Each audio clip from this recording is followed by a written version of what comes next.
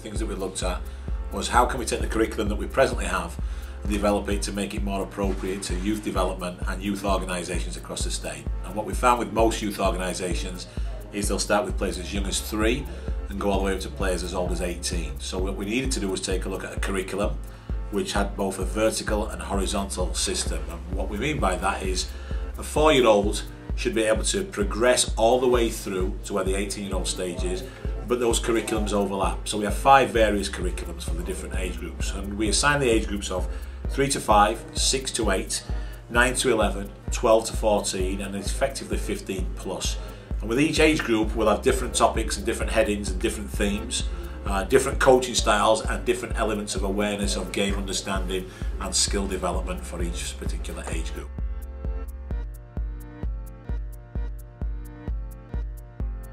They overlap, so a 6-year-old, for example, who's very qualified might move up to an 8-year-old curriculum.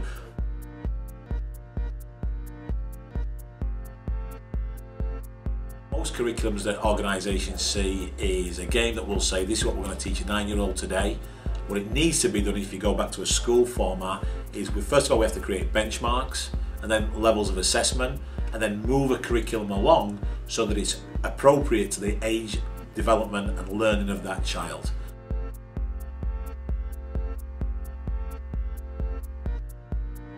Well, player development pyramid has been established now for about 10 years, and it takes a player from an academy level, or rather a young player of 5 and 6 who might be doing clinics, all the way through to a Premier Team player. One of the things that we looked at is how could we take that element that we've been very successful at and implement it into a club or a youth organisation.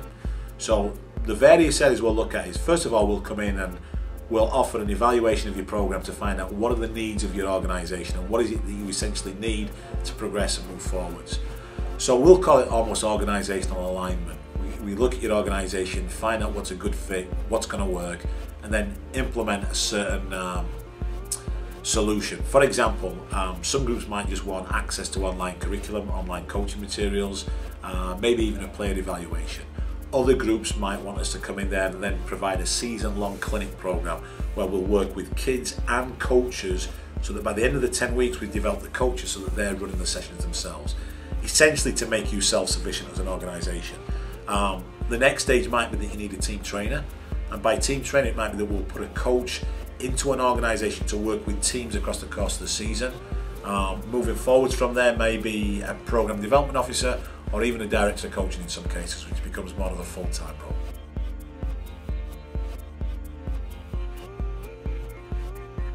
Four major constituent groups within any organisation.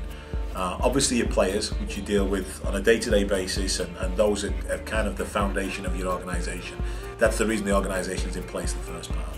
But on top of that, there's parents that we deal with, there's also coaches, and there's also administrators of your organisation. So what we'll try to do with each one of these areas, if you imagine with our curriculum, we'll work with players first and foremost, as you can imagine, but we've got to involve parents so they understand what they're seeing on the field is child appropriate and developmental appropriate. For example, most parents' picture of soccer is a swarm of kids following a soccer ball. When we go in there and start developing and introducing skills and evaluations of players, a lot of parents haven't seen that before, or even the approach that we use to coaching. So we have to involve the parents and more importantly engage them. Obviously we need to engage the coaches as well, but more importantly align the coaches with what we're teaching so that they understand the learning methods we're going to be using, so that when we leave the program they're self-sufficient and they can do it themselves. The administrators need to be able to understand it, to see what improvements are they making in their organisation. Because it's very important when you bring a group in like us to be able to evaluate and assess your players to see if there's been true development of your organisation from bringing in an outside vendor.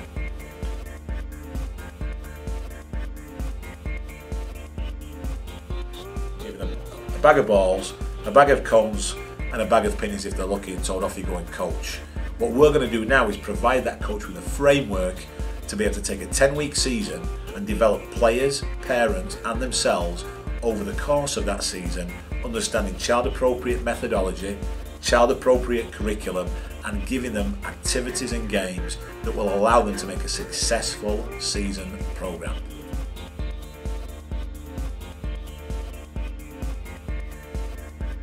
The activity at that getting started phase is all about involvement with your kids and getting them active and understanding and appreciating soccer in the first place.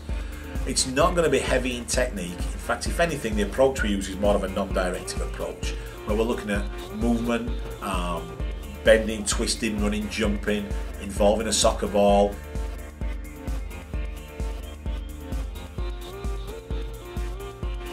Yeah, well, the first question they ask you is when they're going to scrimmage, when they arrive at practice. So importantly with that, kids, is we've got to use condition games. Because those kids, what we're looking to do is competition at U13 is very much internal, but also they measure themselves against the peers. So in the games that we'll play there, it's very often a condition game. So if we're doing some kind of 6v6 format, for example, it may be that we're introducing concepts of play within the game.